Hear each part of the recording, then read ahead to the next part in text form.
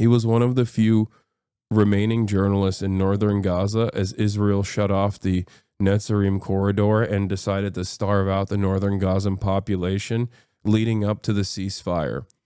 Because this issue is so glaringly obvious and so unimaginably cruel, if they can't stop the public from seeing the reality through censorship, they're going to continue trying to suppress speech to the best of their ability.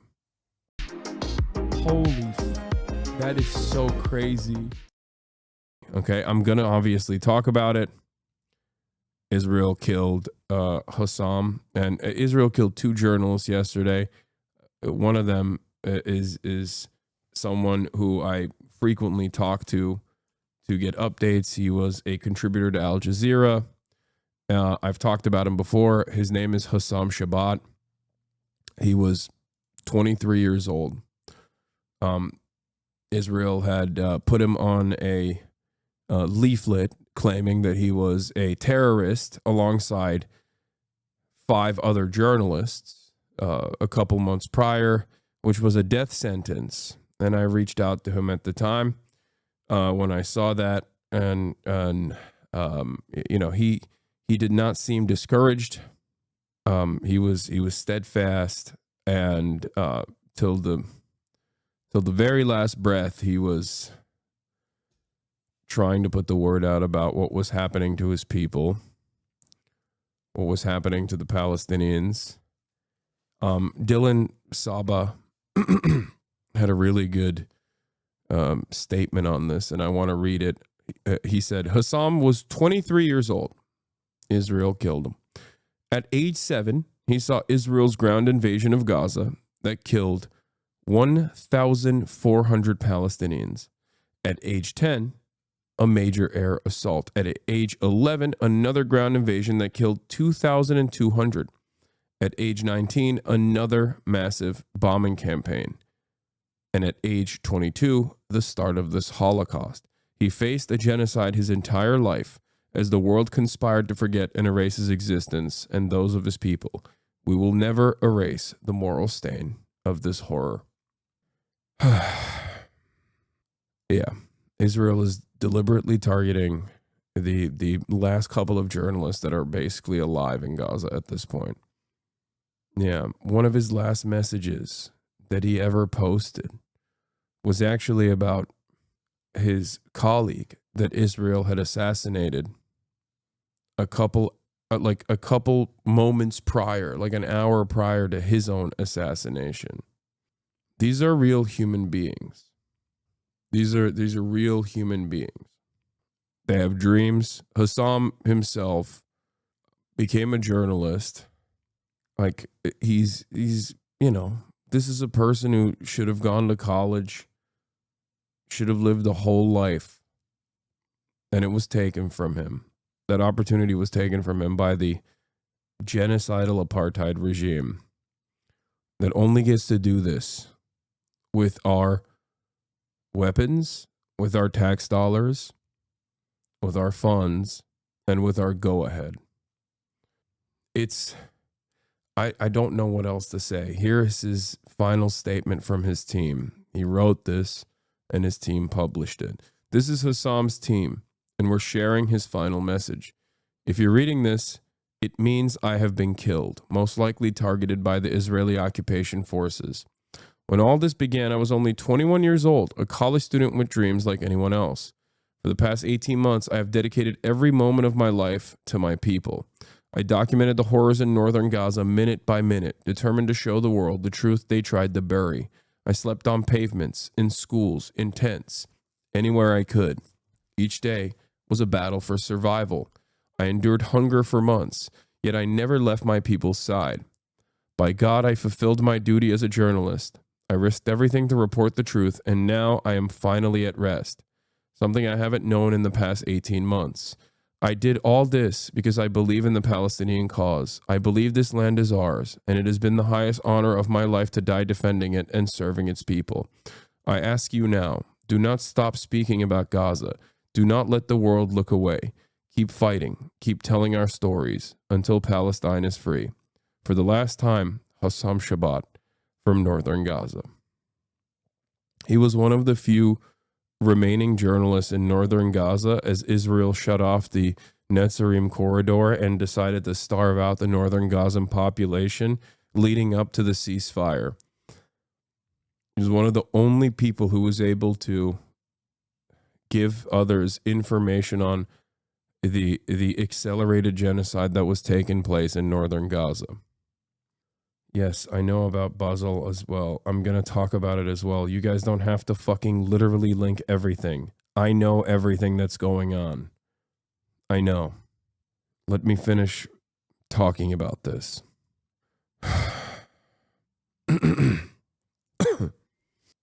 Listen, I don't know what else to say. I mean, this has happened so many times. It's just crazy to think. Like I was supposed to bring on I was supposed to bring him on the broadcast, and I had legitimate worries that having him on the broadcast would put even additional crosshairs on him, and I didn't want to, have any responsibility for that. And Israel went ahead and killed him anyway. It's just insane to think about that. It's insane that this is a calculation that people make. He also was a contributor to Drop Site News alongside Al Jazeera as well. So yeah, rest in power, Hasan Shabat. I'm glad that at least he's now finally found peace. On the other hand, I do want to show you something more positive. If you want to understand the impact of someone like him, like a kid himself, if you want to understand, I just want to show you this. Here's Hasan in his car, in his press vest, talking to a Gazan kid. She says, I swear I missed you. They said that you were martyred. Why? You mean why? When the occupation entered the north. We were about to mourn you, man. I swear. Was it that bad? We missed you. What do you believe in? He asks, and she says that there's no God but Allah. I swear to God that I came down to see you. I swear by Almighty God that I came down to see you. So you missed us. I swear I missed you all. You're a real champ. So then Hasan asks, what do you want to be when you grow up? And she says, a journalist. And I was thinking, how am I supposed to become a journalist now if Hasan Shabat were martyred? How am I supposed to become a journalist then? Why martyred? Why martyred then? No, may God keep you safe. But how am I supposed to become a journalist then? He said, we'll make you into a journalist, inshallah.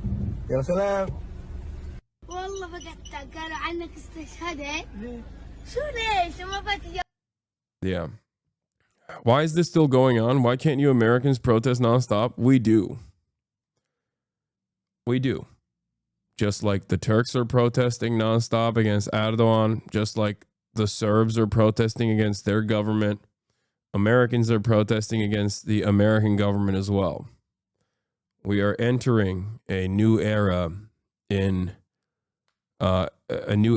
which I think our cries, our words are not that consequential. I still won't stop. And I don't think that this can continue. I don't think that this can go on. I don't think that this kind of death, this kind of carnage can continue without real consequences for those who dish it out. And while we're having these conversations, while I'm showing you this, there are active initiatives to obviously suppress any kind of student activism. And it's actually seen a lot of success in the United States of America. As you know, I covered the fact that Columbia University completely capitulated after trying to actively suppress the student movements that were trying to divest from the state that's doing this.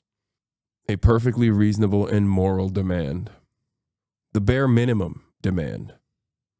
Really.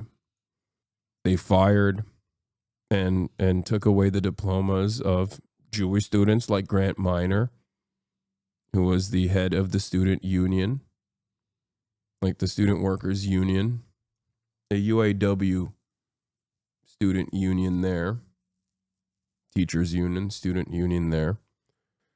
And they kidnapped Mahmoud Khalil in the dead of the night, a legal permanent resident. And it's not going to end there.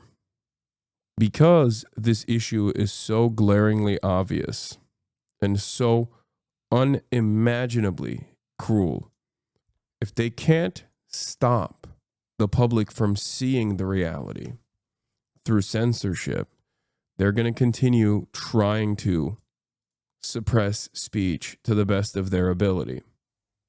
I'll keep I'll keep using the limited time I have on this earth to bring awareness to the horrors that all oppressed people experience, because I think ultimately that's what everyone should be doing. Any amount of privilege you have, you should use towards this goal. Yeah. Keck W kidnapped Omega Law. Yes, ICE did kidnap Mahmoud Khalil. That's precisely what they did. When a state entity unjustifiably targets someone for political actions, for political speech, and then actively admits that they have no real criminal action here and that they simply want to detain someone falsely and put them in prison falsely and try to revoke their legal permanent residency falsely, that's a kidnapping. You are a cowardly little Nazi roach. Many in those Twitter replies are trying to say he wasn't a journalist. How do you respond to those scum? There is no reason to reply to those fucking losers. Oh, he was a sniper. Yeah, as an average Asman fan, not kidnapped. He was a sniper. He was a sniper. Okay, dude, sure. I know. Every single time Israel assassinates someone, they are actually an enemy combatant. Totally. What do you do? When has Israel not fucking lied? When has Israel not lied? They lie all the time. Non-stop. This person was a credentialed reporter who was a contributor to Al Jazeera and numerous other outlets.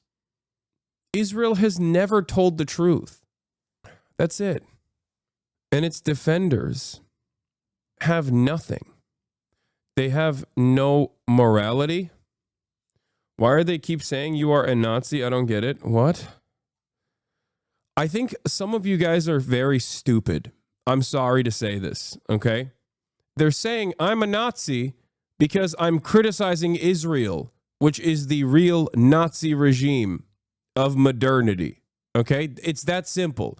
They falsely conflate Israel with Judaism and say any sort of criticism of one of the most powerful fucking states that is backed by the most powerful state on the planet to do unlimited genocide upon a captive population of indigenous people to the land. If you ever criticize them, God forbid, you must be the biggest anti-Semite on the planet. Why? Why do you entertain any of this, okay? Why do you entertain any of this? Powerful entities always claim victim. They always do. It's normal. You don't have to listen to the lies that people tell and then take it at face value. Okay? That's it. Yeah, I can't believe that people who are fully on board with a genocidal Nazi state are calling me, a person who's against that, a Nazi. Wow, I can't believe that. People who are pro-Israel are just being fucking insane. and calling out every critic of Israel with the hopes of suppressing their speech? Well, this must be news. This is some real new shit right here. Real new metas right here. Stop entertaining this dumb shit. Yeah. Israel bombed a hospital yesterday and then said that there was a Hamas politician that was getting treatment there. They fucking bombed the hospital. They killed a bunch of patients. Israel blew up the last cancer ward in Gaza, which was not an action, the Turkish Friendship Hospital in Gaza. It was actually incapacitated prior. The reason why it was not an action prior is because Israel had militarily occupied the Turkish Friendship Hospital, the only cancer ward in Gaza. All of these things that Israel does with regular frequency are war crimes. That's it. They're acts of terror. They're war crimes. It's genocide. And Israel does it every day. More than 700 people Israel has killed in the past couple of days since it threw the ceasefire away. Yeah. The Turkish hospital that they blew up, they did a controlled demolition on it. As in, they used it as a military base, and then they placed explosives all around the cancer ward, the only cancer ward in Gaza that could have been operational, but it wasn't because Israel was using it as a military base. And then they did a controlled demolition. Israel also did this. That was in Gaza. Now let's move to the West Bank. Yuval Abraham of Plus 972 magazine, who was the co-director of No Other Land, revealed that a group of settlers just lynched Hamdan Bilal, who was sitting right here only a couple weeks ago, as you remember, as they were in Los Angeles because they were nominated for an Oscar for No Other Land. Settlers lynched him. They beat him, and he had injuries to his head and stomach, and he was bleeding. Soldiers invaded the ambulance he called and took him. No sign of him since. Yeah. He won an Oscar.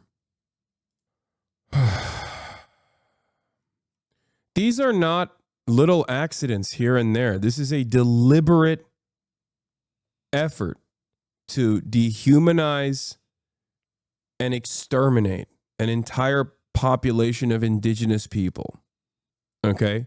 Anyone who presents this to you as like, oh, well, every army has like some crazy people that get out of hand or whatever, is fucking lying to you.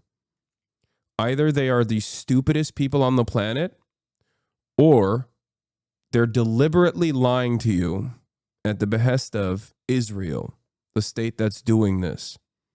Straight up Nazi shit. That's it.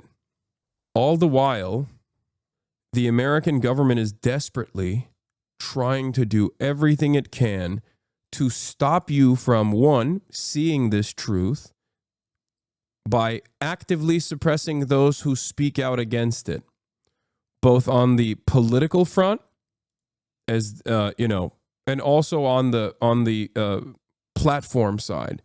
They're gonna go after social media platforms. It's not enough. It is not enough that they did this to Colombia. Felix Biederman responds to Christopher Rufo of Manhattan Institute. Columbia is folding and the other universities will follow suit. They must restore the pursuit of truth rather than ideological activism as their highest mission. To earn continued public funding, they must advance the public good. This is only the beginning. To which Felix responds, I like that we're using federal resources to browbeat college students into making loyalty oaths to Israel, but we could be going further. What if you read the names of Jewish students who complain about feeling unsafe or inconceived every day on the White House lawn? This is the guy who was a cancel culture free speech warrior, by the way. Interesting how these people never actually cared about cancel culture or free speech. This is what I kept saying over and over again. These people used it as a propaganda. Are you not scared for your own safety? I would imagine that you are considered an enemy to them. First of all, yes, I am an enemy to them, Okay? I am an enemy to those who are pro-Israel. I am. I understand that. But it's not going to, one, stop me from fucking advocating. And two, I don't like having this conversation centered around me in general because my situation is infinitely better. Like, it's not even comparable. It's not even comparable. You're behaving like children in general. It's not remotely comparable to the conditions that these people I talk about, the conditions that they face. I have an endless amount of privilege, and I try to use it to the best of my ability to speak out for those who have no voice. And you do too, chatters. Remember that. If you're an American citizen, if you're Jewish, like, there are extra privileges that you have.